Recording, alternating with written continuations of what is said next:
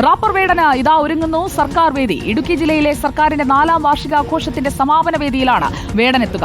വിവാദത്തെ തുടർന്ന് നേരത്തെ മാറ്റിവെച്ച പരിപാടിയാണ് വീണ്ടും നടത്തുന്നത്. സന്ദീപ് രാജാക്കാട് നമുക്കൊപ്പം. Good evening Sandeep Rajakkad.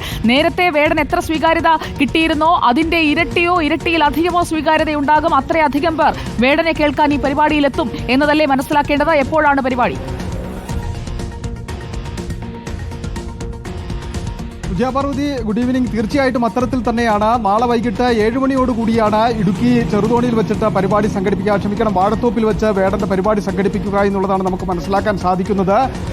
ഈ സർക്കാരിന്റെ 4ാം വാർഷിക ആഘോഷവുമായി ബന്ധപ്പെട്ട് 2ാം ദിനം പരിപാടിയായിരുന്നു ഇത് വെച്ചിരുന്നത് എങ്കിൽ പിന്നീടുണ്ടായ വിവാദങ്ങളെ തുടർന്ന് ഈ പരിപാടികൾ മാറ്റിവെക്കുന്ന സ്ഥിതിയാണ് ഉണ്ടായത്.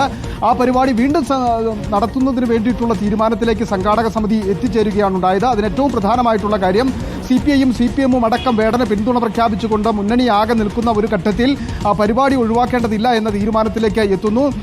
നാളെ ഇപ്പോൾ KN ബാലഗോപാലും ഒപ്പം തന്നെ റോഷി അഗസ്റ്റിനടക്കം പങ്കെടുക്കുന്ന വേദിയാണ് സമാപന സമ്മേളനം. അതിനുശേഷമായിരിക്കും വേടന്റെ പരിപാടി നടക്കുക എന്നുള്ളതാണ് മനസ്സിലാക്കിയിരിക്കുന്നത്. എന്തായിരുന്നാലും ആദ്യഘട്ടത്തിൽ വേടന്റെ പരിപാടിയുണ്ട് ഈ ഒരു ആഘോഷ പരിപാടികളുടെ ഭാഗമായിട്ട് എന്ന് പറയുമ്പോൾ പോലും അതിന് മുമ്പ് സുജയ സൂചിപ്പിച്ചതുപോലെ വലിയൊരു സ്വീകാര്യത ഉണ്ടായിരുന്നില്ല.